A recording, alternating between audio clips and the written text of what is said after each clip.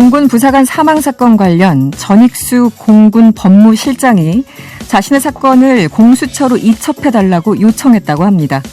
전 실장뿐만이 아닙니다. 다른 직속 간부들도 잇따라 공수처에 자신의 사건 이첩을 요청하고 있습니다. 유족들은 여기에 대해서 강력하게 반발하고 있죠.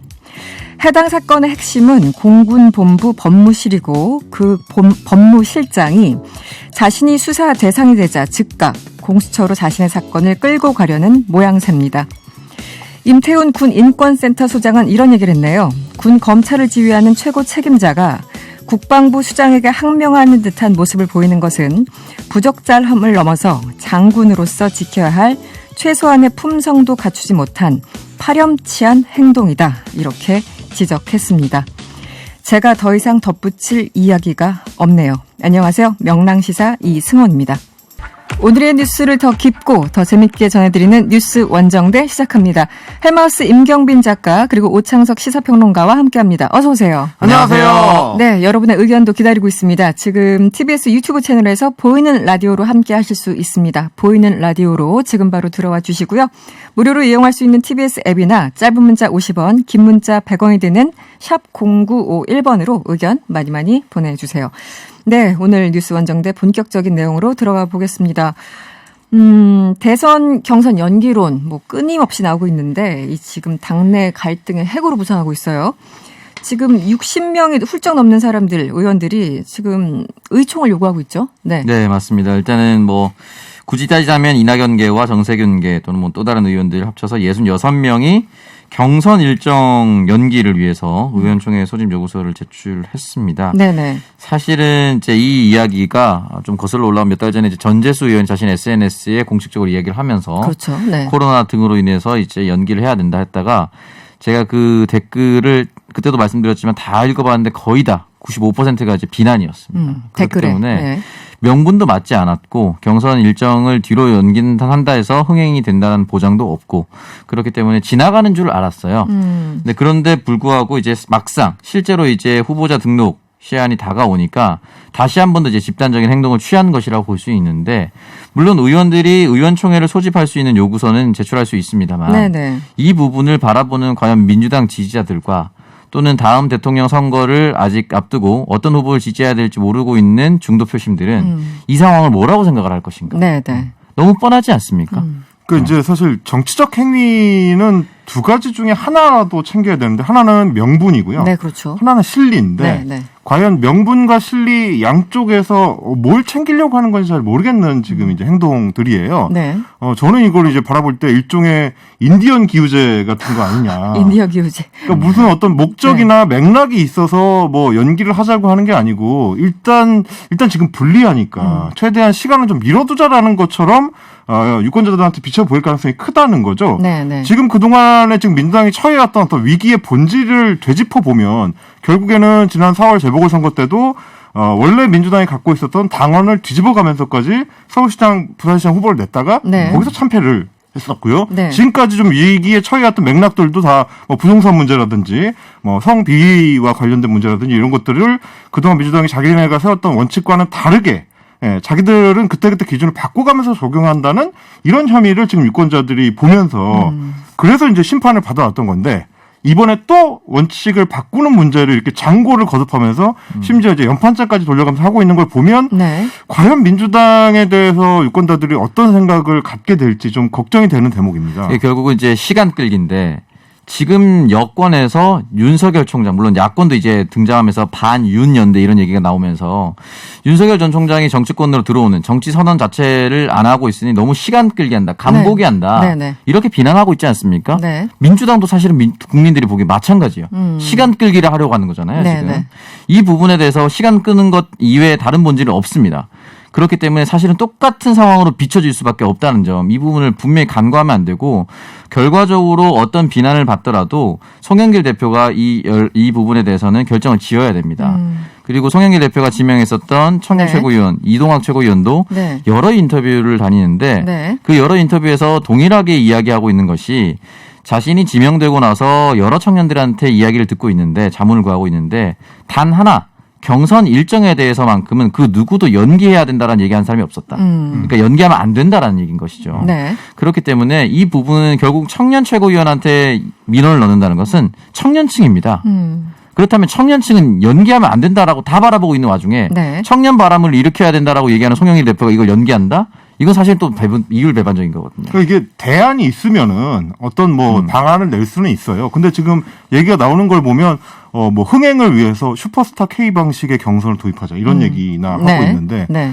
그것도 사실 본질하고는 굉장히 거리가 먼 얘기인 게 슈퍼스타 K 같은 프로그램이 성공했던 이유가 그 프로그램 형식에 있는 게 아니거든요. 실제 출연자들이 어떤 실력을 갖추고 있는지, 실제 노래를 잘하고 스타성이 있고 네네. 이런 사람들이 나왔을 때 프로그램에 흥행을 하는 거고 그걸 이제 국민의힘 지난 이제 당대표 경선 때를 바라봐도 거기에 등장 인물이 누가 나오느냐 이준석이라는 어떤 스타성 있는 상품성 있는 후보가 나왔을 때 바람몰이를 한 결과로 나오는 거지.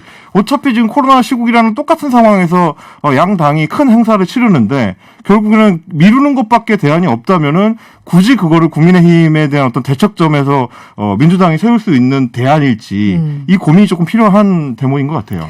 사실은 이제 그 경선 연기를 주장하는 사람들은 여러 가지 그 명분과 이유를 대죠. 뭐 컨벤션 효과부터 해서 지금 집단 면역이 달성되지 못했다 등등 하지만 사실은 이제 본질은 이재명이냐 아니냐 약간 이 싸움 같고요. 네. 그래서 실제 내부에서도 굉장히 치열하게 어쨌든 논리 싸움을 하고 있는 건데 이재명 지사 측은 지금 강력하게 반발하고 있죠. 뭐. 네, 반발할 수밖에 네네. 없고 사실은 이제 이재명 지사 같은 경우는 이 부분에 대해서 최대한 말을 아끼려고 했었는데 결국은 나 때문에 연기하려고 한다. 그러니까 나를 이기기 위해서 시간적 여유를 벌려고 한다라고 본인이 생각할 수밖에 없어요. 이재명 지사 입장에서는 당연히 그렇겠죠. 네. 네. 그리고 일반 국민들이 보기에도 저 이재명 걸으려고 하는 거 아니야. 결국은 이 상황이거든요. 그렇기 네. 때문에 목소리를 안 내는 게 더 이상한 상황이라고 생각을 하고 다만 이제 이 부분에 대해서 흔히 말하는 이제 김경수 지사 네.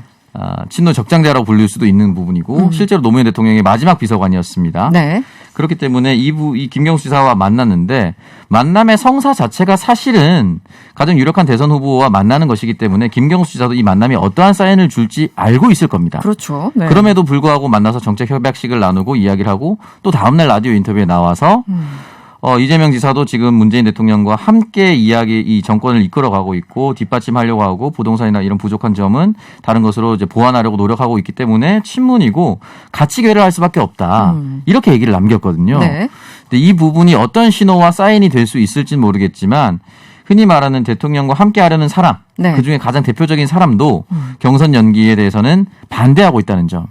이 부분이 각이 서면 각이 설수록 민주당을 바라보는 중도 표심한테는 악영향을 준다. 이 부분 명심해야 됩니다. 네. 그리고 이제 제가 이 당 안팎의 민주당 안팎의 인사들을 만났을 때 했었던 얘기 중에 하나가 지금 이제 이준석 돌풍에 대한 카운터를 당에서 이런저런 고민의 결과로 내놓고 있는데 실제로는 거의 이제 작동을 하지 않고 있는 상황이라고 하면 민주당에서 고민할 수 있는 건 결국 이제 판을 바꿔야 되는 게 아니겠느냐. 그러니까 민주당 대 국민의힘이라는 이제 당대당의 싸움으로 가면은 지금 구도가 워낙 불리하니까 아예 판을 갈아서 말하자면 대선판으로 전환을 시켜야 된다. 네. 그러려면 어쨌든 후보가 책임을 지는 대선판으로 넘어갔을 때는 그게 이제 민주당 후보와 윤석열 후보 혹은 뭐 민주당 후보와 홍준표 후보, 민주당 후보와 유승민 후보 이런 식의 이제 후보 간의 각이 섰을 때는 네. 지금 민주당이 갖고 있는 당으로서의 약점을 커버할 수 있는 가능성이 좀 생긴다. 그러려면 차라리 빨리 전환하는 게 낫다라는 의견들이 이제 당 안팎에서 나오고 있고 네. 실제로 그래서 이제 뭐 대선 후보로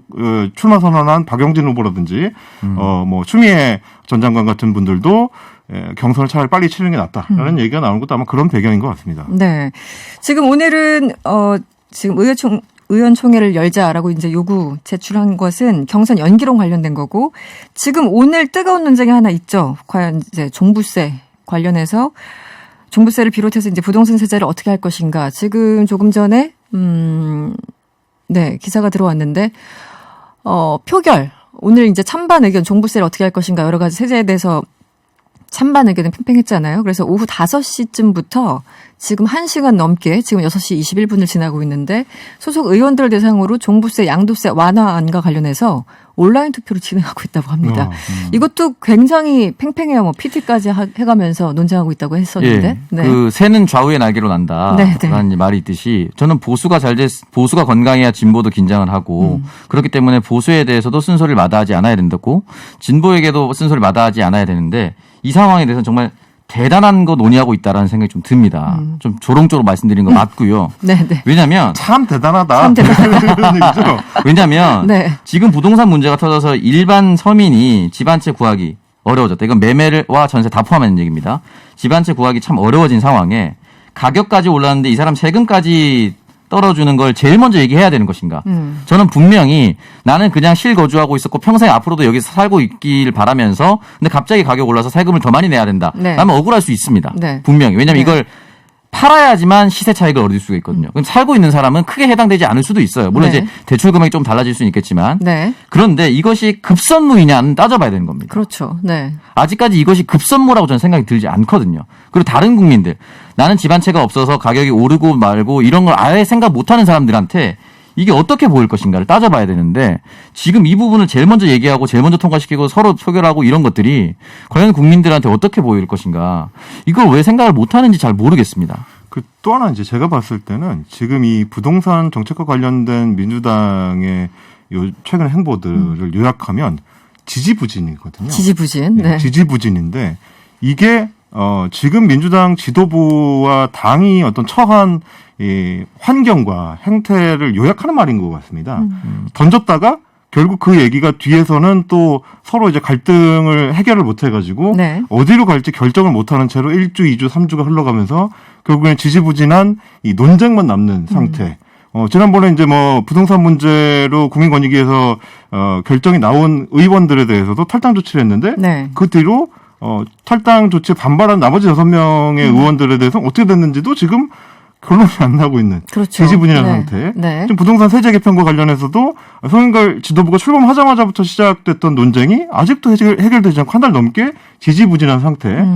이제 이런 것들이 결국 이 리더십 문제를 그대로 노출하고 있는 게 아닌가 싶어요. 네. 이 당 내에서 논의가 되더라도 결국은 결론을 매조지를 하고 그 다음 단계로 그 다음 이슈로 넘어갈 수 있어야 되는데 지금 이제 처음에 제기된 문제들이 쌓이는 방식으로만 지금 진행이 되니까 국민들 입장에서 굉장히 답답한 거고 부동산 문제 같은 경우도 사실은 지금 민주당이 이걸 한 칼에 해결할 수 있을 거라고 기대하는 국민들은 없거든요. 없죠. 네. 뭐가 어찌됐든지 간에 결론을 내놓고 뭐 다음 정부든 혹은 뭐 대선 국면에서든 논쟁이 이루어질 수 있게 판을 깔아주는 역할 정도는 해도 충분한데 결론을 못 내고 계속 이렇게 지지부진하고 있는 것 자체가 민주당이 지금 문제점을 그대로 노정하고 있는 것 같다. 그런 생각이 좀 듭니다. 소득이 있는 곳에 세금은 당연히 내야 되는 거고 사실 지금 종부세 논란은 전체 3.7%에 해당하는 건데 이렇게까지 결론을 못 내고 우왕좌왕해야 되는 그러니까요. 건지 저 개인적으로도 잘 이해가 안 갑니다. 알겠습니다. 이따 뭐 결과 나오는 대로 또 속보가 있으면 전달해 드리도록 하겠습니다. 이번에는 국민의힘으로 가볼까요? 이준석 체제에 대해서 이제 언론의 관심 엄청나게 뜨겁죠. 오늘은 이준석 대표 발언이 박근혜 전 대통령 조롱 논란으로 이어졌다고 하는데 어떤 말을 했길래 이렇습니까? 17일에 이제 조선일보하고 인터뷰한 내용이 논란이 됐는데요. 네네. 지면 기사에서는 이렇게 소개가 됐습니다. 이제 박근혜 전 대통령을 면회를 했냐 이런 질문에 대해서 네. 면회 간 적 없고 면회 계획 앞으로도 없다. 그러면서 내가 당대표가 된 거를 감옥에서 보며 위안이 됐길 바란다라고 이제 인터뷰가 끝나는 걸로 지면에 나왔어요. 그랬더니 네네. 이제 뭐 당 내외에서 놀리는 거냐 지금 감옥에서 나 잘된 거 보고 위안이 됐길 바라 이게 비꼬는 거 아니냐 네. 이런 얘기가 이제 나오니까 이제 페이스북 자기 이제 SNS를 통해서 이제 해명을 했습니다. 원래는 이제 굉장히 긴 인터뷰인데 네. 내용 축약을 해가지고 지면을 싫다 보니까 누락된 표현이 있어가지고 그렇다. 네네. 그러면서 이제 조선일보 인터넷 기사를 이제 캡처해가지고 올렸습니다. 거기 이제 뭐라고 되어 있냐면 면회 한 적 없고 앞으로 면회 계획은 없다. 내가 당대표를 잘해서 그분이 인재 영입 잘했구나, 사람 보는 눈이 있었구나라는 평가를 받게 하고 싶다. 네. 그러면서 이제 가끔 그분이 궁금하다. 제가 당대표 된 걸 보시긴 한 건지, 이게 이렇게 끝났습니다. 원문이었다. 원 인터뷰였다. 이게 원 인터뷰입니다. 그러니까 네. 아마도 이제 면회를 하러 갈지 말지 하는 것보다도 본인이 당대표를 잘 하는 게 이제 박근혜 전 대통령한테 더 뭐 중요할 수도 있다. 뭐 영입 인재였기 때문에 네네, 이제 그런 그렇죠. 취지의 인터뷰였다고 이제 해명을 한 겁니다. 네. 그런가 하면 이 대표의 병역 의혹도 나왔는데 김용민 의원이 지금 제기한 의혹인데요. 산업기능요원으로 복무할 당시에 지원 자격이 없는 국가 사업에 참여했다라는 의혹입니다. 바로 이제 이 대표가 반박을 했는데 어떤 내용인가요? 네, 일단은 이제 산업연수생으로 이제 복무를 했었죠. 대체 복무로 같은 걸 했었는데 네. 이 소프트웨어 마에스트로 과정 연수생입니다. 근데 이게 이제 자격이 대학원 또는 대학교 재학 중이어야 한다라는 네. 것인데 이 부분에 대해서 산업기능요원으로 대체 복무 중이던 이 대표가 여기에 지원한 이유가 뭐냐. 지원 자격은 되느냐. 그리고 단계별로 100만 원 또는 200만 원씩 지급하는 자격인데 지원 자격이 되지 않는 상황에서 만약에 이 금액까지 받았다면 업무방해를 넘어 사기죄까지 성립될 수 있다. 이런 이제 의혹이 제기가 됐었고요.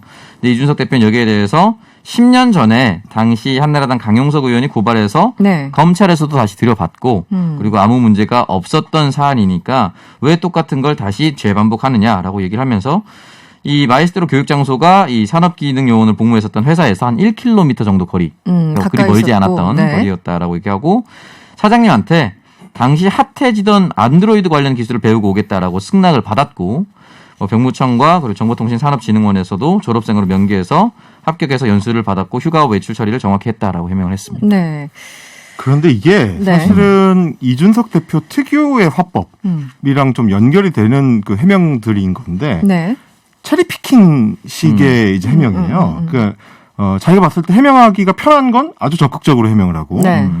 굉장히 불리한 것들 혹은 이제 굉장히 논쟁적인 것들은 이제 뭉개면서 넘어가는 방식인데 원래 토론할 때도 이 이준석 대표가 잘 쓰는 방식이거든요. 네. 네. 지금 최근에 제기되고 있는 이준석을 향해서 제기되고 있는 문제 제기들 중에서 가장 좀 쉬운 것만 지금 얘기를 한 겁니다. 답변하기 간단한. 그렇죠. 네. 실제로는 뭐 물론 이제 말씀하신 것대로 대부분 이제 해명이 가능한 것들인데 실제 해명이 곤란한 거는 이준석 현상 혹은 이준석 돌풍의 원래 본질적인 문제들에 대한 문제 제기거든요. 일테면 그동안에 이제 당대표 선거를 치르는 과정에서는 뭐 능력주의라든지 네네. 실력주의라든지 혹은 뭐 공정 경쟁이라든지 이런 거를 거론하면서 할당제, 청년 할당제나 여성 할당제 네. 이런 걸 이제 비판해서 나는 이제 당에서 그런 방식의 운영을 하지 않겠다라고 주장을 했었는데 네. 실제로 당대표가 되고 나서는 김영직 최고위원회 여성을 배치하겠다라고 네네. 한다든지 혹은 뭐 당대표 비서실장이나 수석 대변인을 임명하는 과정에는 그동안 주장했던 것처럼 실력주의나 능력주의에 대한 검증이 이루어져서 그분들이 임명이 된 건지 어떤 과정을 거쳐서 임명이 된 건지는 당연히 불투명하게 말하자면 네. 이제 그건 정무적인 판단이었다라고 하는 거니까. 근데 그 얘기들은 뭐 당 대변인은 토론 배틀을 통해서 뽑겠다라고 하는 이런 어떤 실력주의 중심의 이 얘기들하고 배치되는 얘기거든요. 그렇죠. 한쪽에서 이제 테스트를 한다면서 아주 공정을 가르치면서도 그렇죠. 자기 사람들을 또 어쨌든 안 치는 그. 그렇죠. 그러니까 이제 그동안 네. 자기가 주창해왔던 핵심 논지들하고 정반대되는 행보가 펼쳐지고 있는 거고 그거에 대한 문제 제기도 분명히 있거든요. 근데 그 부분에 대해서는 네. 해명을 하지 않습니다. 네. 쉬운 해명만 하고 있는 것이 말하자면 네. 민주당 입장에서는 오히려 더 이제 공박에 적극적으로 나서야 될 포인트일 텐데 어떻게 보면 변죽을 때리고 있는 셈이기도 한 거라 이제 이런 부분은 조금 좀 고민이 필요할 부분일 것 같습니다. 알겠습니다. 그 윤석열 전 총장 얘기를 해보죠. 지금 발언이 약간 좀 오락가락한다라고 평가, 지적, 비판이 나오고 있는데. 심지어 본인 발언도 아니잖아요. 네. 전원 정치, 뭐 민낯이 드러났다 이런 평가도 있어요. 어떤 것 때문에 그렇죠?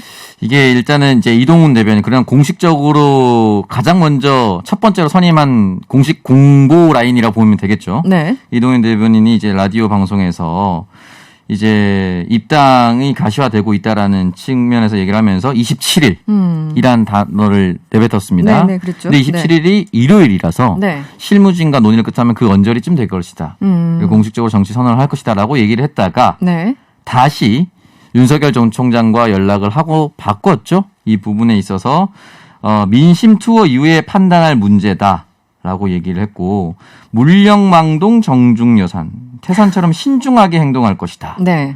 이렇게 얘기를 했거든요. 근데 어쨌든 이동훈 대변인이 처음 라디오 방송했던 거는 태산처럼 신중하진 못했어요.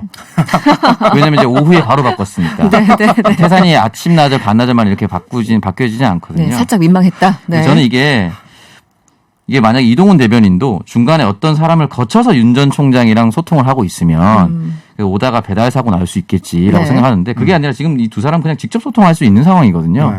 대변인도 직접 소통은 안 된다면 이건 사실 말도 안 되는 건데 그럼 두 사람이 직접 소통하고 있는 와중에 이동훈 대변인이 이렇게 혼자 선수를 쳤거나 또는 얘기를 잘못 나왔다면 이건 사실 아마추어리즘이에요.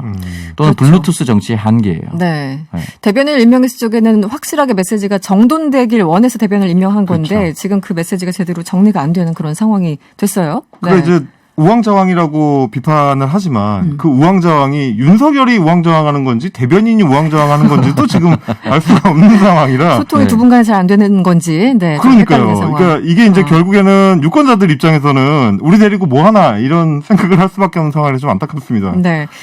최재형 감사원장이 오늘 또 뉴스를 탔습니다.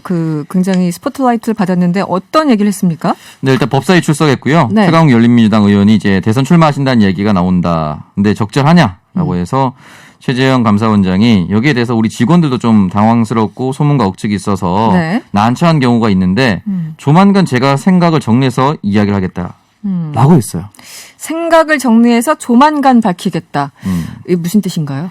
이게 사실 저도 너무 궁금해가지고 네, 네. 이제 방송을 다니다 보니까 국민의힘 국회의원들을 이제 마주칠 일이 있잖아요, 대기실에서. 네. 그래서 어떤 분한테 여쭤봤어요. 근데 본인이 지난주에 만났대요. 최재형 감사원장을 만났는데 네네. 이미 그 대선 출마와 관련한 뭐 정책 행보와 관련한 거취 결정을 대부분 결론을 지은 것 같더라라는 얘기를 하더라고요. 네. 뭐 이제 지금 이미 기사를 통해서도 최재형 감사원장 측 인사라고 하는 사람들이 뭐 캠프를 꾸렸다는 얘기까지 나오고 있는 마당이긴 한데 어쨌든 아마도 정치 선언을 하는 쪽으로 지금 기울어지고 있는 것 같습니다. 네. 안팎에서 나오는 얘기들이 대충 그런 것 같은데. 네네. 근데 문제는 이제 이렇게 되면 두 번째라는 거예요. 현직 검찰총장이 직을 버리고 바로 정치에 투신한 경우가 이제 윤석열 전 총장의 케이스고 네. 이번에 감사원장입니다. 네. 근데 검찰총장과 감사원장이라는 직책은 다른 행정부의 기관장들하고 완전히 다른 성격을 다르죠. 갖거든요. 네. 검찰총장은 법률을 통해서 2년 임기를 보장하는 이 정책 독립을 위해서 그걸 보장해 준 직책인데 당장 자신이 정치인으로 뛰어든다.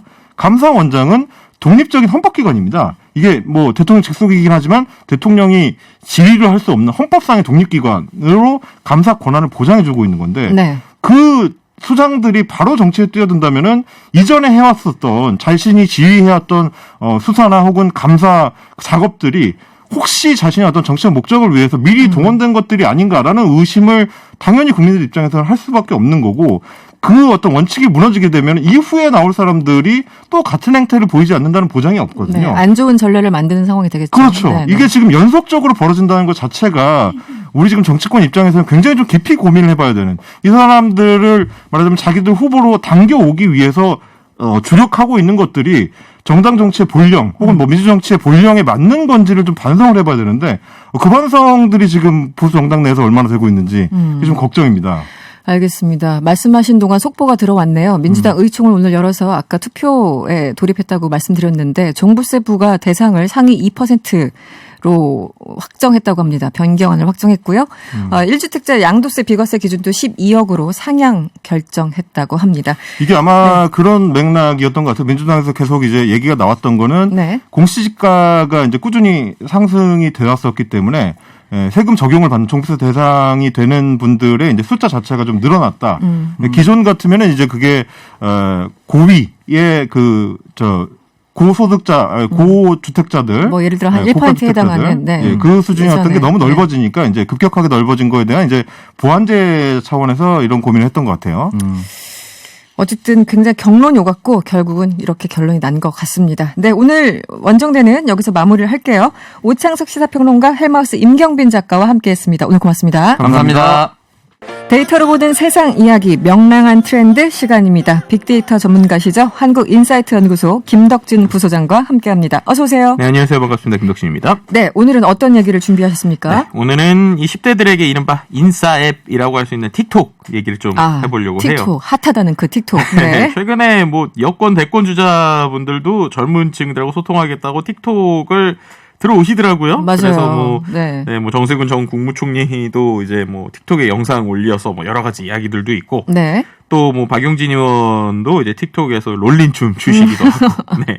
또 여러 민망한 가지, 춤을, 네, 뭐 박용진 의원이. 이슈들이 좀 있는 상황인데, 네. 네, 이 틱톡에 지금까지 있었던 이슈들 중에 좀 최근에 또 조금 시끄러운 논란이 되는 아니면은 이게 향후 어떻게 될 것인가에 네. 대한 이야기가 있어서 좀 가지고 왔습니다. 저는 사실 이제 틱톡 자체가 틱톡 하면은 트럼프가 떠올라요. 트럼프 전 대통령. 그렇죠. 당시 이제 중국 압박하기 위해서 뭐 틱톡하고 뭐 여러 가지 금지령 내렸었잖아요. 정말 네. 그 어떤 히스토리라고 할 수 있을 정도로 정말 많은 이야기가 있었죠. 뭐 네. 예를 들면 도널드 트럼프 대통령이 갑자기 미 대통령을 할 때 이제 틱톡을 금지해야 된다 얘기를 네. 하더니 그 다음에 한 달 정도 지나서 갑자기 마이크로소프트가 틱톡의 사업권을 인수 검토한다. 뭐 이런 얘기도 맞아요, 있었어요. 맞아요. 그러다 네. 갑자기 뭐 행정명령을 내려서 막 90일 이내에 미국 내 자산을 처분해라. 뭐 네. 이렇게 얘기하다가 네. 마이크로소프트로 넘어가는 듯하다가 갑자기 또 오라클이라고 하는 회사 전혀 뭔가 페이스 이런 네. 어떤 소셜 미디어랑 상관없는 것 같은 기업이 네. 들어와가지고 갑자기 뭐 인수를 하겠다. 뭐 이런 얘기들도 있었고요. 그러다가 뭐 월마트와 마이크로소프트가 손을 잡고 참전을 하고 마지막에 또 중국은 또 수출 제한 기술 목록으로 해서 이거 절대 안 된다. 뭐 이렇게 네. 하다가 결론적으로는 오라클이 우선 협상한다. 미국 내 영어권 뭐 이런 것들에 대해서 우선 협상하겠다까지 얘기가 되다가 이제 어떻게 보면은 이제 트럼프 대통령은 이제 네. 임기가 끝났죠. 아니 이게 지금 사실은 몇 년에 걸친 얘기가 아니라 불과 몇 달 사이에 벌어진 맞아요. 한 일이잖아요. 두세 달 정도 네, 있었던 그러니까요. 일이죠. 엄청난 정말 카오스가 아니었나 싶은데 틱톡 입장에서는 그래서요. 지금 트럼프 지우기가 네. 지금 이제 바이든 정부에서 계속되고 있는데 그렇죠. 이후에는 어떻게 됐습니까? 그러니까 이게 원래 처음에 어떻게 했냐면 며칠 안에 얼마의 기간 안에 오라클이나 이런 데 정리 안 하면 이제 아예 틱톡 운영 못하게 하겠다 미국 내에서 네네. 이런 얘기까지 하다가요.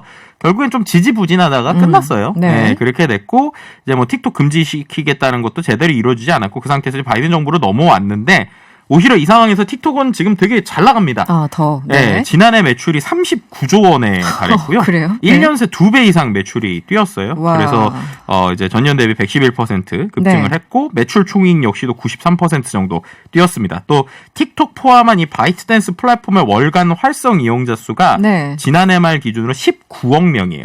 숫자가 네. 정말 장난 아닌데요. 네. 여기서 잠깐 이 틱톡 하시죠? 저요? 네.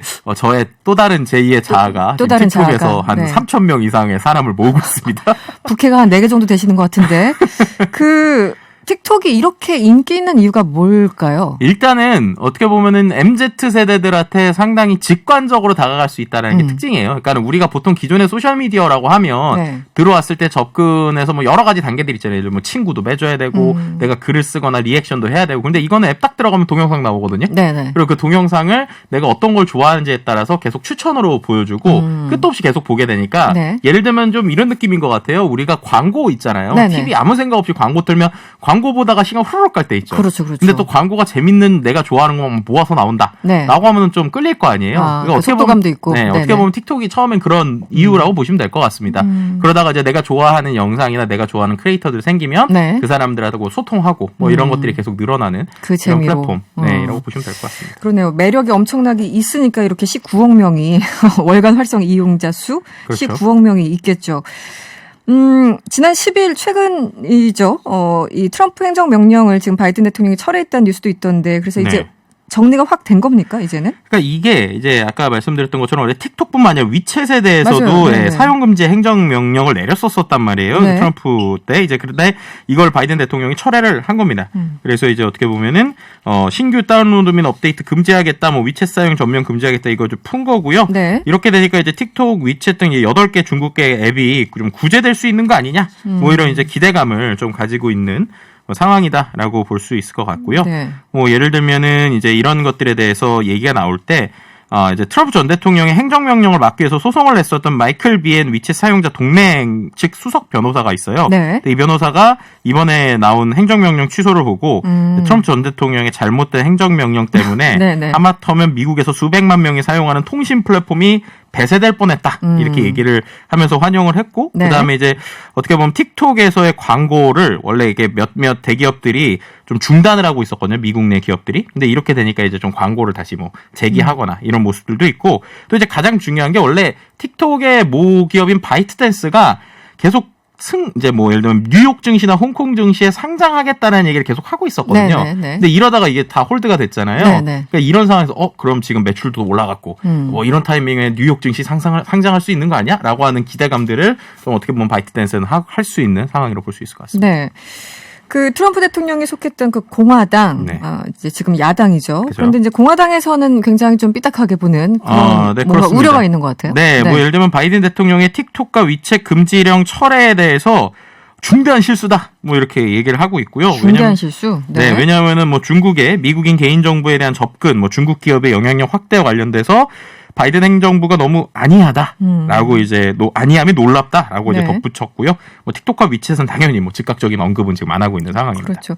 그래서 이제 트럼프 대통령이 4년 내내 했던 게 이제 중국이 이런 기업들을 통해서 미국인들의 사생활, 뭐 개인정보 다 빼나간다. 그래서 무조건 다 막아. 막 약간 이런 취지였잖아요. 그렇죠. 여기에 대해서 공화당은 기조를 유지하고 있는 것 같네요. 그런데 이런 상황에서 틱톡이 개인정보 처리 관련돼서 약관을 바꿨어요. 그런데 이게 상당히 논란이 되고 있다고요? 네, 이게 어떤 거냐면요. 지금 이제 틱톡이 틱톡을 찍은 영상 안에 있는 개인의 얼굴의 모습, 네. 얼굴이죠. 그리고 네. 목소리 등에 대한 정보 수집이 가능하도록 개인정보 처리 방침을 개정한 것입니다. 그래서 이제 어떻게 보면 아까 말씀드린 대로 그 안에 오디오의 성질, 얼굴 이미지 등을 수집할 수 있다라고 네. 하는 내용을 담아서 개인정보 처리 방침을 개정을 했고요. 네. 우리나라에 있었던 틱톡도 이제 틱톡 한국어 개인정보 처리 방침도 이렇게 바꿔서 7월 2일부터 이제 시행할 예정이라고 합니다. 그렇게 되면 이제 뭐 오디오의 일부에 있는 뭐 물체나 풍경 네. 혹은 영상에서 말하는 것들 이런 것들을 수집을 해서 뭐 이걸 갖고 분석해서 뭔가를 뭐 광고를 추천하거나 이런 쪽에 좀 쓰겠다 뭐 이렇게 얘기되고 있는 것들이죠. 뭔가 기분이 좋은 뉴스는 아닌 것 같은데요. 네. 그러니까 왠지 나의 목소리와 나의 배경과 나의 사진, 영상을 가져가서 뭔가를 할 것 같아. 느낌적 느낌은 좀 불쾌한데 약간 좀 이런 거예요. 이게 이제 긍정적과 부정적인 면으로 좀 나눌 수 있을 것 같은데 부정적인 면은 말씀하신 대로 개인정보를 수집해서 더 많은 광고를 하겠죠. 근데 이제 그 틱톡 측에서 얘기하는 건 뭐냐면 컨텐츠를 순화하는 데 쓰겠다는 거예요. 순화? 네, 이거는 어떤 네. 거냐면 예를 들면은 틱톡은 정말 영상으로만 커뮤니케이션 하잖아요. 네네. 그러니까 뭔가 채팅이나 이런 게 없잖아요. 그러니까 영상에서 이른바 좀 낚시성 영상이 있을 수 있거나 혹은 이제 이른바 이제 틱톡에서 조회수를 많이 끌려고 좀 위험한 영상들도 많아요. 아, 네네. 예를 들면 일반인이 하기 어려운 거. 제가 최근에 보고 아주 흥미로웠던 게 어떤 그 정말 그 체조를 잘하시는 분인지 네. 갑자기 길을 가다가 공중에서 백덤블링을 하시는 거예요.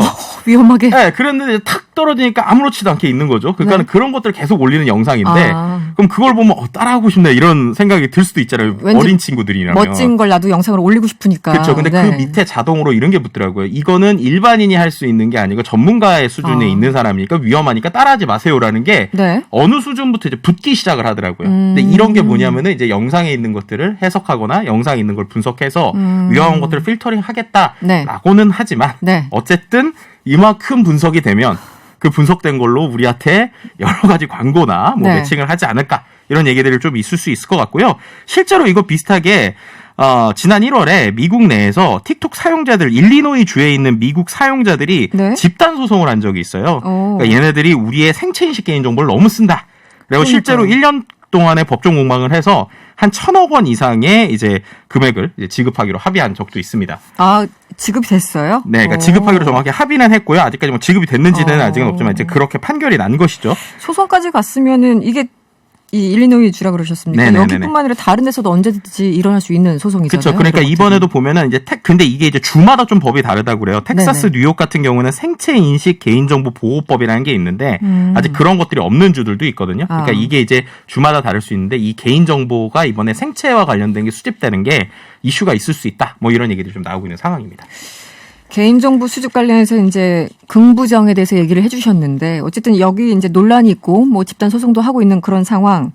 그럼에도 불구하고 바이든 대통령이 어차피 지금 중국에 날 세우고 있는 건 똑같거든요. 트럼프 네, 대통령과. 그럼에도 불구하고 행정 처리를 한 걸 어떻게 봐야 될까요? 그러니까 이거를 정확하게 표현하면은 말씀하신 대로 트럼프 지우개라고 볼 수 있어요. 왜냐하면 그 행정 철회를 그 조치는 했지만 그 외에 또 다른 제재를 지금 시작을 한 겁니다. 이게 뭐냐면은 미국인의 민감 데이터를 적대국으로부터 보호하기 위한 행정명령이라는 게 이제 새로 생겼어요. 네. 이건 뭐냐면 미국 시장 내에 있는 모든 앱들이 개인정보 보호를 위해서 이제 강력한 조치를 취해야 되고 그리고 또 이제 앱을 잔류하기 위해서는 특정 앱이 안전한 앱인지에 대해서 네네. 자기네들이 소환을 하고 그러니까 자기네들이 서명을 하거나 소명을 하거나 혹은 어떤 이제 소환장을 발부할 수 있게 하는 이런 법입니다. 아. 그래서 이제 이거 같은 경우가 한 네네. 최대 120일 안에 미국 내에서 쓰고 있는 이제 조금 적대적일 수 있는 앱들에 대해서 네. 어떠한 권고나 가이드라인이 지금 만들어질 거예요. 그래서 이 부분에서 오히려 이제 어떻게 보면 쉽게 설명드리면 틱톡한테 너네 정말로 제대로 미국에서 비즈니스 하고 싶으면 너네 네. 안 위험하다는 거 나한테 갖고 와. 증명해. 네, 뭐 약간 이런 식의 어떤 뉘앙스다라고 지금 해석하시는 게 더 좋을 것 같습니다. 기본적으로 이 비즈니스는 계속 이제 유지하게 하지만 트럼프와 달리 그렇게 확 끊어버리는 건 아니지만 네. 그 안에서 굉장히 좀 그 치밀하게 보겠다 이런 네네네. 거네요. 네, 다른 맞습니다. 규제를 통해서 알겠습니다. 그 중국 다른 중국 앱들도 지금 굉장히 많이 있잖아요. 아까 네네네. 말씀하신 것처럼 틱톡, 위챗 등 8개 중국계 앱 구제기를 열렸다고 말씀해 주셨는데 다른 것도 약간 비슷한 맥락에서 규제를 받겠네요. 네, 맞습니다. 네. 이제 다른 것들도 결국에는 이러한 관점에서 그들이 제대로 비즈니스 하려면 얼마나 안정적인지 가져와봐라고 하는 상황인데요. 그러니까 결국 이것도 근데 이렇게 되면은 약간의 분명히 이슈는 있을 수 있죠. 그러니까 첫 번째는 아예 막았던 거랑 이제 열었을 때 이것을 비즈니스를 어떻게 활성화할 거냐인데 지금 말씀드렸던 것처럼 이미 사용자가 미국에서 많단 말이에요. 네네. 그리고 소비자들이 어떻게 보면은 이러한 플랫폼에 약간 친 플랫폼적인 성향을 갖고 있다라고 가정을 하면 이러한 지금 어디까지가 정말 안전한 것이고 네. 어디까지가 불안한 것인가에 대해서 지금부터 정말 오랜 기간 동안 계속 토의와 토론이 이어지지 않을까라고 네. 볼 수 있을 것 같습니다. 알겠습니다. 오늘 틱톡에 대해서 자세한 얘기 들어봤습니다. 지금까지 명랑한 트렌드 김덕진 부소장이었습니다. 오늘 고맙습니다. 네, 감사합니다. 매주 금요일마다 다양한 사회문화 이슈를 퀴즈로 이야기해보는 5% 퀴즈 시간입니다. 오늘은 VIP 모셨습니다. 안녕하세요. 예, 안녕하십니까. 네, 먼 길 다녀오셨어요. 피곤하시죠? 하하하. 예, 비행기를 오래 타서, 좀, 힘들었는데요. 국민들께서 성원해주신 덕분에, 좋은 결과, 맺고 왔습니다. 네. 아무래도 이번 방문에서 한국 위상이 많이 높아졌다. 이렇게 좀 느끼셨을 것 같아요. 그거에 대해서는, 이따가 박수현 수석께서 전화를 할 거니까요. 네네. 자세한 건 그때 들으시길 바랍니다. 네네. 저희 정말 조금 이따 7시에요. 박수현 수석 인터뷰 준비되어 있습니다. 기대해 주셔도 좋고요. 7시라고 하니까, 저는 또 숫자 7하고, 또 잘 맞는 것 같아요. 좋아하는 숫자도 7이고, 럭키 7. 네. 이번에 G7도 그 7 아니겠습니까? 네, 그렇죠. 그리고 우리 박수석도 7시에 인터뷰하고요. 또 제가 좋아하는 개그맨도 배칠수, 그리고 와인도 7레샷만 마십니다. 네. 그리고 7번국도 타고 여행하는 것도 참 좋아해요. 네네. VIP님 이제 그만하시고요. 정말 7을 좋아하시는 것 같네요. 근데 딱 하나 안 좋아하는 게 있어요. 어려서 네. 옆집에 살던 칠순이 누나라고 있는데요. 네네. 저를 귀엽다고 볼을 그렇게 꼬집으시요. 이 하도 세게 꼬집어가지고 네. 이게 빨개질 때가 많았는데 칠순이 누나 이 방송 듣고 있나요? 그때 왜 그렇게 세게 꼬집은 겁니까? 너무 아파가지고 볼이 늘어난 줄 알았어요. 제가 그때부터 볼살도 잘 안 먹습니다. 네네. 알겠습니다. VIP님 추억 얘기는 이쯤에서 그만해 주시고요. 오스트리아 얘기로 좀 넘어가겠습니다. 맞습니다. 이 오스트리아 수도가 비엔나 아니겠습니까? 비엔나 커피 얘기하시려고 그러시는 거죠, 지금? 예. 비엔나에 왔으니까 비엔나 커피 맛이나 했더니 이상한 아인슈타인인가 그게 나와가지고. 아니 아인슈타인 아니고요. 아인슈페너 혹시 아닌가요? 맞아요. 아인슈페너. 네, 아인슈페너가 비엔나 커피죠. 크림 올린 오스트리아식 커피 맞습니다. 네. 우리 이승원 씨는 아는 것도 많아서 먹고 싶은 것도 많겠어요. 아니, 그렇지 않고요. 이번에는 스페인으로 한번 가보죠. 스페인에서 상당히 귀한 걸 보셨다고 전해 들었습니다. 예. 네. 이번에 스페인 상원 도서관에서 아주 귀한 지도를 봤습니다. 조선 왕국 전도라고 조선시대 지도였는데요. 영조 때 만든 거라고 하네요. 그런데 그 지도에 특이한 게 하나 있었다고요? 맞습니다. 이 섬이 떡하니 우리 영토다라고 보여주고 있었습니다. 네. 한국 국민들에게는 이곳이 한국의 영토임을 보여주는 아주 소중한 사조라 할 수 있겠습니다. 이 도쿄올림픽을 앞두고 계속 일본 정부가 지금 억지를 부리고 있는 이 상황에서 상당히 좀 의미가 있었던 것 같아요. 그렇죠. 이럴 거면 우리도 평창올림픽 때 큼지막하게 막아놓을 걸 하고 후회됩니다. 이씨가 총리 이 사람은 정말 어쩌실까? 네, 알겠습니다. 오늘 퀴즈 벌써 얘기 중에 다 나왔어요. 다시 한번 정리를 해드리겠습니다. 이번 스페인을 국빈 방문한 문재인 대통령에게 스페인 정부가 이 섬이 조선의 영토였음을 보여주는 옛 지도를 공개했습니다. 1730년대 프랑스 지리학자가 만든 조선 지도고요. 서양인이 만든 현존하는 가장 오래된 것으로 통한다고 합니다. 이 지도에서는 이 섬의 옛 이름 우산도가 중국어로 표기돼 있는데요. 최근 일본 정부가 자국 영토라고 주장해서 국민의 공분을 사고 있는 이 섬은 어디일까요? 50원의 유료 문자 샵 0951번으로 보내주세요. 추첨을 통해서 녹용즙 세트 그리고 디저트 상품권을 선물로 드리겠습니다. 실례가 안 된다면 제가 힌트 하나 드려도 되겠습니까? 한국 사람이라면 다 아는 정답일 텐데 굳이 힌트를 주신다고요? 제시카 외동딸 일리노이 시카고. 네, 그럴 줄 알았습니다. 네, 피곤하실 텐데 얼른 들어가서 쉬세요. 지금 쉴 때가 아니에요. 비엔나에서 소세지를 못 먹어가지고 지금 소세지 사러 나가야 됩니다. 네, 알겠습니다. 맛있게 드시고요. MSG 없는 게 있나 잘 확인해서 한번 보셔야 될 것 같아요. 노래는 MSG 워너비의 상상 더하기 들으시고 저희는 3부에 돌아오겠습니다. 문재인 대통령이 6박 8일 동안의 유럽 순방 일정을 마치고 귀국했습니다. 오늘 명랑 인터뷰에서는 박수현 청와대 국민소통수석 연결해서요. G7 정상회의 그리고 유럽 순방 성과에 대해서 알아보도록 하겠습니다. 수석님 안녕하세요. 네, 안녕하세요. 네, 오랜만인 거죠? 그렇게 오래는 안 됐습니까?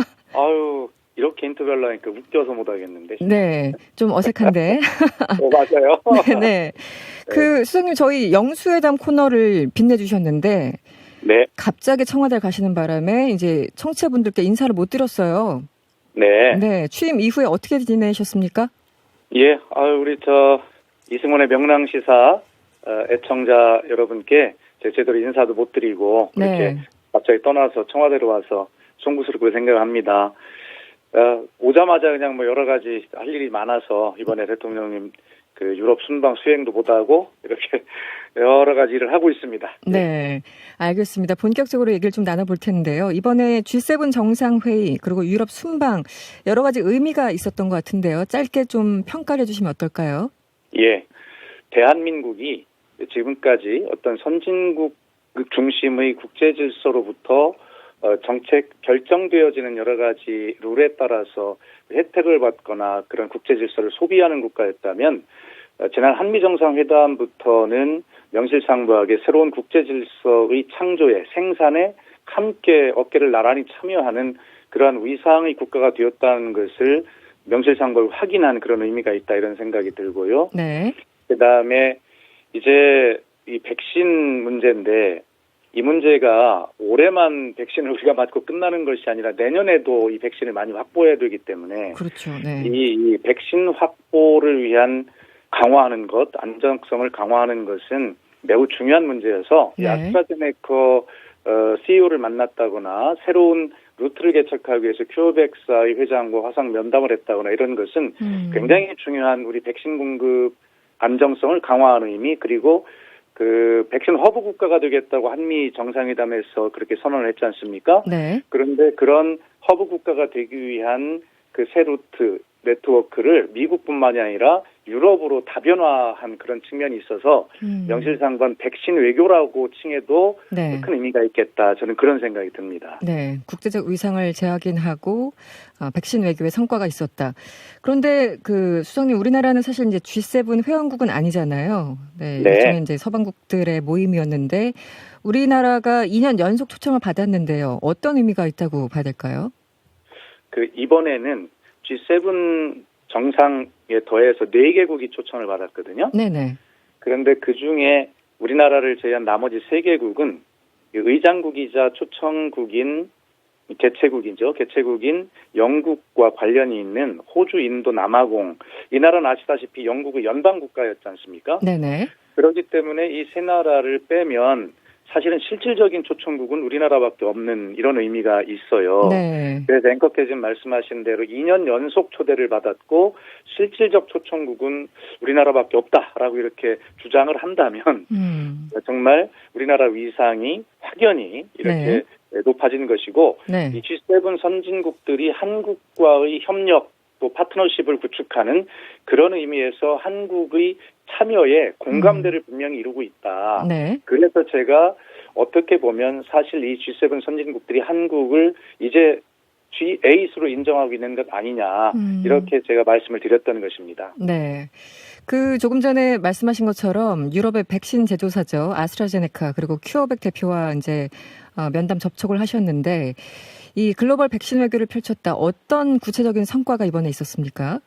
여기서 만난 후에 네. 뭐 백신을 언제 몇만 회분을 뭐 공급하겠다 이런 어떤 수치로 보이는 그런 성과가 아니라요. 네네. 아까도 제가 말씀드렸지만 그 저희는 내년에도 백신이 필요하고 네네. 뭐 그 후년에도 필요할 수 있지 않습니까? 그런데 올해 우리가 백신을 확보하기 위해서 얼마나 많은 노력을 기울였어요.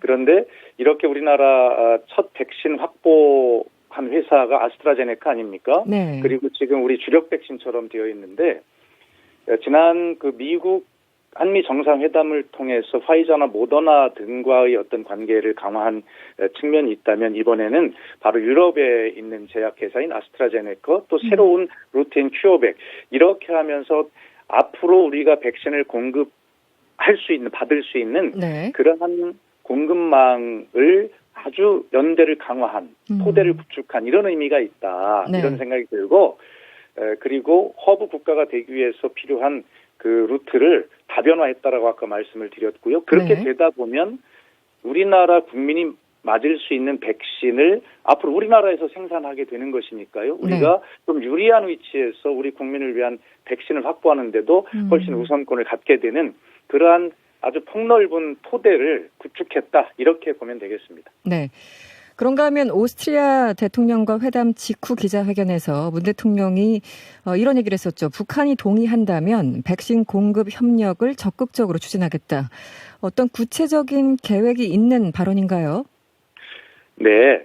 이 발언과 관련해서 우리도 아직 다 백신을 못 맞았는데 이렇게 이야기하면 되느냐라고 비판하는 아주 극히 일부의 여론이 있는 것으로 알고 있는데요. 네네. 네, 그것은 대통령의 말씀을 다 전체를 놓고 보지 않은 것이죠. 대통령은 분명히 북한이 동의한다면이라고 하는 전제를 했고 늘 말씀하셨어요. 우리 국민이 안전하게 백신을 다 접종하고 집단 면역에 이르고 이 코로나가 극복이 됐다고 했을 때 그런 상황에서 북한이 동의한다면 국제사회와 함께 그렇게 북한의 어떤 백신 기여나 이런 것들을 이제 고려하겠다는 그런 취지의 발언이고요. 이번 G7의 의미가 네. 바로 세계 어떤 나라도 이 백신에 접근할 수 있는 그런 어떤 접근성 이런 것들에서 뒤처지지 않도록 우리 국제사회가 함께 노력하자라고 하는 결의를 해서 미국 중심으로 그런 어떤 미국이 한 10억 회분의 저개발국가 백신 공여 프로그램을 만드는데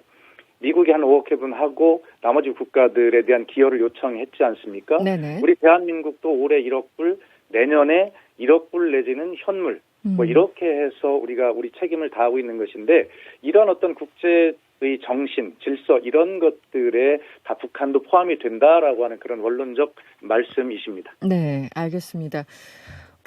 이제 수석님께서 아마 가장 가까이에서 목격한 분일 것 같아서 좀 질문을 드릴 텐데요. 화제가 된 사진 하나가 있었잖아요. 네. 보리스 존슨 영국 총리 그리고 바이든 미국 대통령이 동시에 이 손가락으로 문 대통령을 가리키는 그런 모습이 담겨 있었는데 네. 도대체 어떤 상황이었을까 너무 궁금해가지고 제가 질문을 안 드릴 수 없습니다. 그러니까요. 네. 그 사진이 제가 어떤 방송에 나가서 처음 이제 공개를 해서 네. 그 방송의 그 동영상 유튜브 조회수도 한 130만을 넘는 엄청난 막 관심들이 있으셨고 오늘 또 일본의 한 네티즌이 트위터에 글을 올려서 하루 종일 네, 일본에서도 막 크게 회자가 되고 네네. 그 소식이 우리나라에 다시 우리 언론이 보도하는 이런 게 있었는데요. 네. 그것이 알다시피 이제 G7의 확대 정상회의 복원을 주제로 한 제1세션인데요. 네. 그 사진에 보면 주최국인 의장국인 영국의 존슨 총리가 가운데 앉아 있고 그 오른쪽에 문재인 대통령, 왼쪽에 이제 바이든 대통령 그리고 나머지가 쭉 둘러서 앉는 네, 어떻게 보면 네. 헤드 테이블에 이렇게 앉아 있는 모습을 우선 의전적으로 배려를 받은 것 아니겠습니까? 네.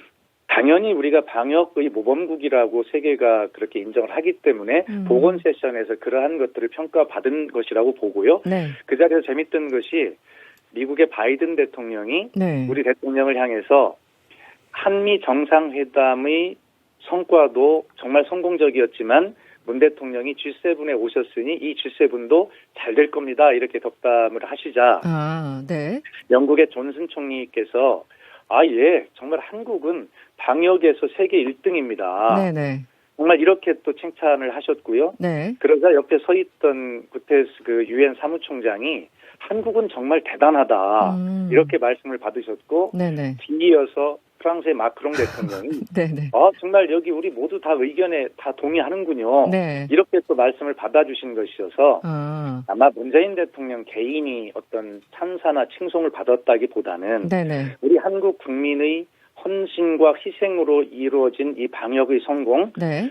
그리고 자영업자 소상공인, 그다음에 고용 취약계층에는 많은 국민들의 어려움, 이 고통 속에 이루어진 소위 K-방역이라고 하는 이 부분을 네네. 우리 대통령께서 국민을 대신해서 그렇게 어떤 찬사를 받으신 것이기 때문에 우리가 이것을 자화자찬한다라고 하기보다는 네. 우리가 함께 일어난 이 결과에 대해서 자신감과 자부심을 갖자라고 하는 그런 취지로 말씀을 드린 겁니다. 네. 외국에서 보기에는 한국 방역, K 방역이 상당히 평가를 받고 있기 때문에 그런 어떤 재밌는 상황도 연출이 된 것 같습니다. 그렇습니다. 그리고 수석님 문 대통령 마지막 일정이 스페인이었잖아요. 네. 네. 여기도 역시 국빈 방문이었는데 여기서 황금 열쇠를 선물 받는 등 상당히 극진한 환대를 받았습니다. 이번에 스페인 방문의 의미는 어떤 거였을까요? 이게 스페인은 우리가 잘 모르고 있는 사실이 있는데요. 네, 네. 건설업의 강국입니다. 건설업. 네. 예, 그래서 세계 2위의 그 건설 수주액을 가지고 있고 또 음. 우리나라와 합동으로 협력을 해서 3국에 진출하는 꽤 많은 성과를 이루고 있는 나라거든요. 그래서 아마 이런 부분의 경제 협력에 더욱 강화를 하는 네. 그런 의미가 있을 수 있고요. 그다음에 이제 스페인 하면 우리가 대표적으로 세계적인 관광 국가 아닙니까? 그렇죠. 네. 그래서 아마 이제 코로나 때문에 우리가 맺었던 상호 방문의 해라고 하는 것들이 있는데 이것을 코로나 때문에 제대로 못했잖아요. 네네. 그래서 이것을 1년 더 연장해서 서로 이 관광 인프라를 서로 돕고 좀 붐업하는 네. 이러한 문제가 있고요. 그다음에 중요한 것은 이 스페인이 중남미권의 같은 언어권이나 여러 가지 영향력이 있으면서 네네. 우리가 중남미 쪽으로 진출할 수 있는 그런 교두보가 될 수 있는 나라이기도 해요. 네. 예, 그래서 이런 여러 가지 어떤 경제적인 그런 의미의 또 관광산업의 의미 이런 것들이 포함이 되어 있는 그런 의미가 있었다. 실질적인 경제 어떤 이익의 그런 성과가 있었다 이렇게 말씀을 드립니다. 네. 그러니까 직접적으로 우리나라가 중남미에 진출하는 것보다는 어떻게 보면 스페인과 손을 잡고 함께 진출하는 게 훨씬 더 루트 확보나 이런 게 조금 더 용이하다 이런 의미이군요. 네. 예, 그렇습니다. 그리고 이제 스페인의 지금 펠리페 6세 국왕께서 2019년 10월에 네. 수교 70주년을 맞이해서 오신 적이 있어요. 그래서 네네. 그때 국빈으로 방한을 하셨었는데 그때 이제 우리도 답방 해주시기를 초청을 받았을 거 아닙니까? 네. 근데 작년에 아시다시피 코로나 때문에 이런 대면 외교를 할 수가 없어서 네. 올해 G7에 가신 계기에 그렇게 해서 이제 답방을 하신 의미도 있습니다. 한일 정상회담이 이번에 불발돼서 많이 좀 아쉽다라는 평가가 좀 있는데요. 요미우리 신문이 15일 보도를 했습니다. 한국 측이 평창 올림픽 당시 담례로 도쿄 올림픽 기간에 일본을 방문하고 싶다는 문 대통령의 의향을 전달했다. 이렇게 보도를 했는데 실제 어떤가요? 예, 요미우리 신문의 보도에 대해서는 일본의 관방장관이 그것은 사실이 아니다라고 이렇게 이미 정리를 한 것이고요. 네.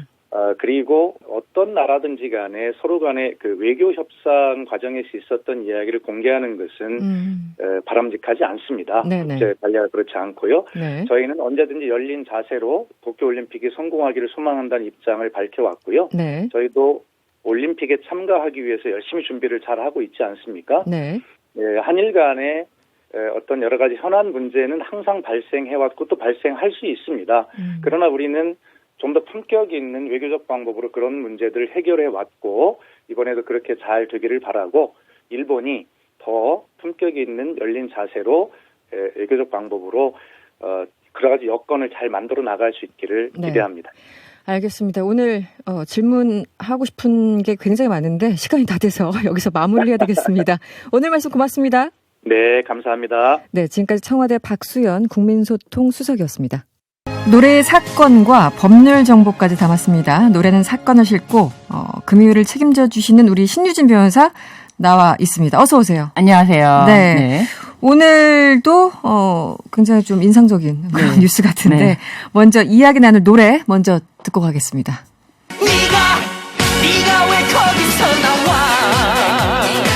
네가 왜 거기서 나와 사랑을 믿었었는데 발등을 찍혔네 그래 너 야 너 네가 왜 거기서 나와 네, 여러분들이 좋아하시는 영탁의 네가 왜 거기서 나와.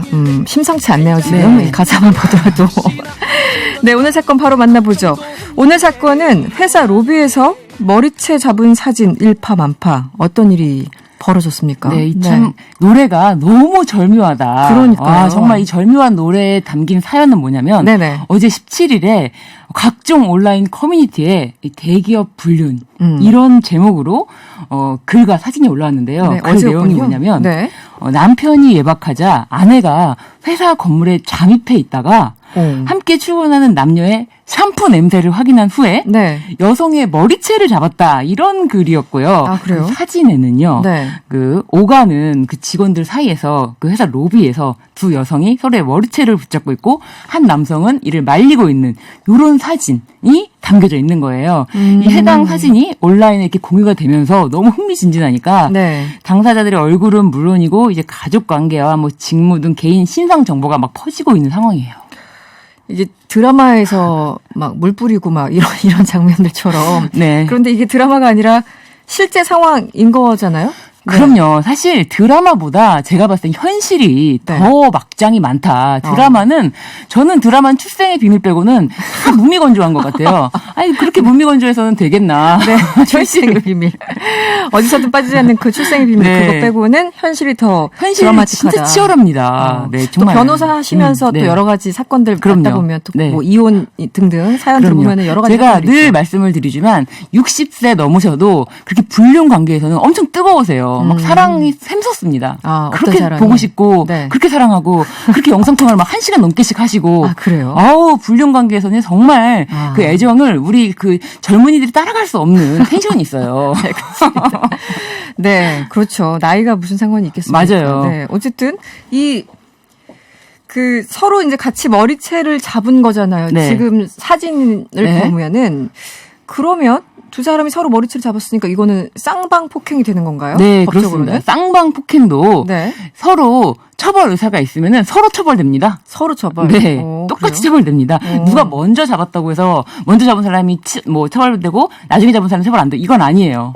먼저 잡고 두 번째 사람이 이제 잡으면서 뭔가 이거 정당방위야. 뭐 이렇게 요구할 수는 없는 거죠. 주장할 수는 없는 거죠. 아니, 주장할 수는 있죠. 주장할 네. 수는 있는데 이 정당방위를 우리나라에서는 매우 좁게 인정해주고요. 매우 소극적이죠. 네, 사실 정당방위. 그리고 또 한 가지. 내가 이 머리채를 잡히는 걸 유발했잖아요. 네, 그 사실 상관의 이게 입장에서는 샴푸 네네. 냄새가 같았다라고 하는데 이게 이제 그 여성과 아무래도 같이 밤을 지새운 게 아닌가 이제 그렇게 추정이 되는 거예요. 아, 그 얘기를 좀 해보죠. 이 네. 사건을 모르시는 분들 계실 텐데, 이번 사건 같은 경우는 어쨌든 같은 샴푸 냄새가 난다라는 이 정황을 가지고 네. 지금 이 사건까지 벌어진 거잖아요, 실제로. 네, 네. 네. 그래서 지금 유발하게 된 상황이 네. 있으니까 정당방위 이런 거로는 유발을 하게 됐기 때문에 네. 정당방위를 이렇게 적극적으로 똑같이 할 수는 없고 내가 만약에 그냥 일방적으로 어떤 사람이 나를 안면을 팍 가격을 해요. 네. 그럴 경우에 나도 그 사람을 팍 밀칠 수가 있잖아요. 이게 순간적으로 본능적으로. 네. 그래서 그 사람이 또 안면도 가격될 수가 있는데 이런 건 정당방위 할 수 있어요. 네. 본능적으로 나간 거. 근데 어. 내가 이렇게 유발해 놓고 내 머리를 잡아 너 머리도 잡아. 나는 정당방위. 나는 무죄. 넌 유죄. 이게 안 돼요. 그게 안 이건 된다. 안 된다. 그렇죠. 네. 이렇게 같은 샴푸 냄새가 난다는 정황을 가지고 네. 어쨌든 공격을 하고 이제 싸움이 난 건데 네. 법정에 가면 네. 이런 것도 불륜의 증거로 인정이 됩니까? 여기 샴푸 냄새가 나기 직전에 네. 요 남녀가 이제 회사에서 그 테이크아웃 아침을 네네네. 좀 일찍 가면 회사에서 아침을 주는데 이걸 같이 이제 받으러 가면서 스킨십이 있었대요. 아, 스킨십을 보고 이제 네. 그 아내분이 화가 나셔서. 네, 스킨십이 있었는데 그냥 가서 다짜고짜 머리띠 팍 잡으니까 샴푸 냄새 아. 이렇게 좀 더 이야기가 풍성해진 게 아닐까 싶은데 이런 것들 모든 것들 이렇게 아침에 회사 로비에서 둘이 스킨십을 하는 것이 네. 뭐 사진이 있으면 더 좋겠지만 네. 사진이 없어도 이제 뭐 이런 것에 대해서 정황진 거라든지 아니면 전날이라든지 같이 이렇게 연락을 주고받았던 거라든지 그런 것들이 다 필요하죠. 그렇죠. 하나 그러니까 이런 게 아니죠. 글을 올린 사람은 네. 뭐 샴푸 냄새를 확인했다고 이렇게 이제 글을 썼지만 네. 사실은 그동안 뭐 여러 가지 수상한 정황이 있었을 테고 외박을 했고 또 네. 아침에 이제 스킨십을 직접 목격을 했기 때문에 네, 스킨십을 목격한 게 크죠. 크죠. 네. 그러니까 샴푸 냄새를 뭐 확인하기 네. 전이라도 그런 상황이 벌어졌군요. 네. 그러면 지금 드라마에서 나오는 것처럼 혹은 드라마까지 갈 필요도 없이 이번 사건처럼 네. 불륜 남녀의 직장이나 뭐 집에 찾아가서 이렇게 여러 사람 앞에서 한마디로 이제 망신을 주는 행위인 거잖아요. 네. 이럴 경우 법적으로는 어떻습니까? 이게 지금 이건 손을 썼지만 말로 이 사람이 어떤 사람입니다. 이 사람이 불륜을 저지른 사람이에요. 네, 그런 경우도 있죠. 말로 하는 경우 내 네. 남편과 이 사람이 불륜을 저질렀을 때 말로 하는 경우 명예훼손죄에 해당합니다. 아, 말로 하는 경우 네. 명예훼손이다. 네. 근데 여기는 말뿐만 아니라 지금 폭행까지 있었던 거잖아요. 이런 그렇죠. 경우는 어떤 거죠? 이거는 근데 말뿐만 아니라가 아니라 말을 했는지 모르겠어요. 네네. 이 사람이 직접 말을 하면서 명예훼손을 하면서 폭행을 했는지는 모르겠어요. 아, 네네. 그렇게 나와 있진 않는데 네. 사람들이 보면서 바로 추측이 가능한 거죠. 그렇죠, 상황은. 아내가 왜 여자를 잡고 있지? 둘이 샴푸 그렇대. 이렇게 이제 이야기가 일파만파 된 건데 네. 그래서 요 경우에는 아니지만 예를 들어서 그거를 말로 회사 내에다 옮긴다. 이런 경우에는 명예훼손죄에 해당할 수가 있습니다. 그리고 말로 옮기면 형법이 적용되고요. 온라인 뭐 메시지나 아니면은 뭐 게시 글로 옮기면은 이거는 명예훼손죄가 될 수가 있고요. 그래서 이런 내용을 남의 이야기라고 재밌다고 해서 마구 퍼다가 나르면 네. 그것 또한 명예훼손죄에 해당할 수가 있습니다. 지금 그러니까 이 사진을 네. 올리신 분도 명예훼손에 해당할 수 있는 거네요. 해당할 수가 있습니다. 그렇죠, 이분 자체가. 네, 그래서 그렇군요. 굉장히 조심해야 되는데 이런 게 참을 수가 없나 봐요. 너무 재밌나 봐요. 다른 사람들의 어떤 이런 이야기가 네. 이슈가 되는 게 네. 너무 이제 견딜 수 없이 재밌는 거예요. 그래서 최근에 네. 제가 듣기로는 프랑스에서 40인의 신부님이 네. 고해성사 받은 이야기, 고해성사 받은 이야기를 책으로 신부님이 내신 건 아니고 기자가 네. 꽤 오랫동안 취재를 해서 책을 냈다고 하는데 네. 그 내용의 70%가 바로 성에 관한 불륜에 관한 이야기였다고 해요. 그만큼 이 불륜이 이 어마어마하게 만연해 있고 또 이런 얘기가 너무 사람들을 이야기하기엔 재밌는 거죠. 그렇겠죠. 네. 이야기거리로는. 지금 이거 네. 막 여기저기 사진이 막 올라가 있고 막 네. 캡처해가지고 올라가 있고 그리고 회사 블라인드에 올라갔다고 하는데 네. 이것도 사실은 이거를 이제 명예훼손으로 고소를 하려고 하면은 할 수도 있는데 그러면서 더 문제가 커지잖아요. 그렇죠. 그렇게 되면. 그리고 또 한 가지 이 명예훼손으로 고소하면서 네. 또 이걸 가지고 이분들을 회사에서 징계를 받을 수 있거든요. 네네. 그 불륜 당사자들은 네네. 그렇죠. 이게 형사처벌 대상은 안 되는데 회사 내에서 징계 대상은 돼요. 뭐 품위 손상 뭐 이런 거. 그렇죠. 네. 그렇기 때문에 여러 가지 이런 고려를 해서 회사에서 굳이 너 그렇게 꼭 명예훼손으로 고소를 해야겠느냐?